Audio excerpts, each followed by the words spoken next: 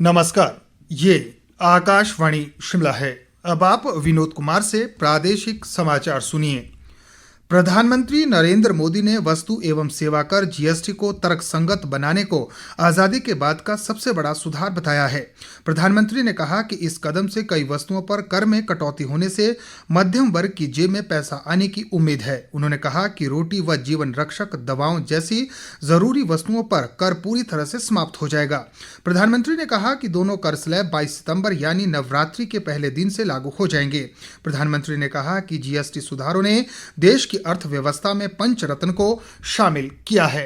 इससे भारत की शानदार अर्थव्यवस्था में पंचरत्न जुड़े हैं। पहला, टैक्स सिस्टम कहीं अधिक सिंपल हुआ। दूसरा, भारत के नागरिकों की क्वालिटी ऑफ लाइफ और बढ़ेगी। तीसरा, कंजम्पशन और ग्रोथ दोनों को नया बूस्टर मिलेगा। और चौथा, ईज ऑफ डूइंग बिजनेस से निवेश और नौकरी को बल मिलेगा। और पांचवा, विकसित भारत के लिए कोऑपरेटिव फेडरलिज्म यानी राज्यों और केंद्र की साझेदारी और मजबूत होगी। आज शिक्षक दिवस है। ये दिन शिक्षाविद और पूर्व राष्ट्रपति डॉक्टर सर्वपल्ली राधाकृष्णन की जयंती के अवसर पर मनाया जाता है। राष्ट्रपति द्रौपदी मुर्मू आज नई दिल्ली में विज्ञान भवन में शिक्षकों को राष्ट्रीय पुरस्कार प्रदान करेंगी।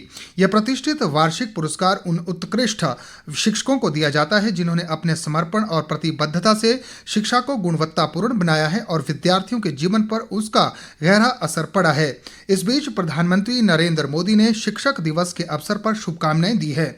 उन्होंने सोशल मीडिया पोस्ट में कहा कि मस्तिष्क को पोषित करने के लिए शिक्षकों का समर्पण एक मजबूत और उज्जवल भविष्य की नींव है। इससे पहले कल प्रधानमंत्री ने राष्ट्रीय पुरस्कार से सम्मानित शिक्षकों से बातचीत की। उन्होंने शिक्षकों से आग्रह किया कि वे स्वदेशी उत्पादों और मेक इन इंडिया सहित वोकल फॉर लोकल को बढ़ावा देने के लिए विद्यार्थियों के साथ मिलकर अभियान चलाएं।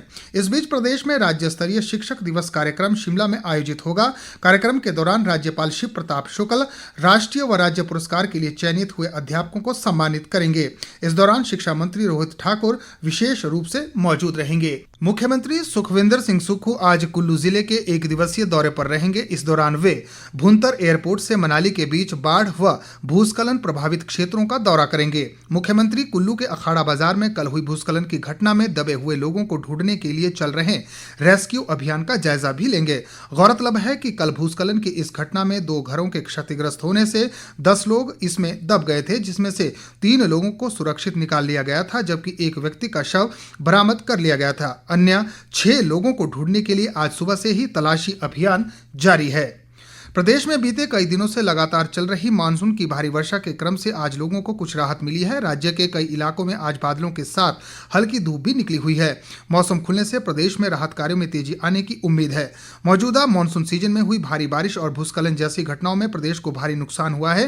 राज्य में सार्वजनिक संपत्ति को हुए नुकसान का प्रारंभिक आकलन लगभग 3,800 करोड़ रुपए लगाया गया है। प्रदेश में वर्षा जनित हादसों में अब तक 355 लोगों की मौत हो चुकी है, जबकि 49 लोग अभी भी लापता है।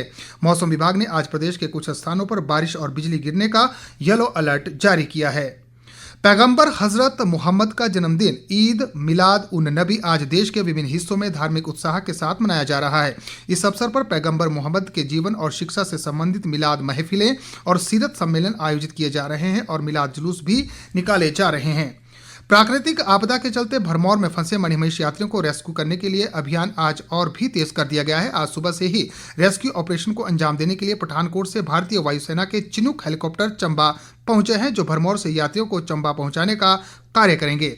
इसी के साथ प्रादेशिक समाचार का ये बुलेटिन समाप्त हुआ। हमारा अगला बुलेटिन आप सुन सकते हैं दोपहर 3 बजे। नमस्कार।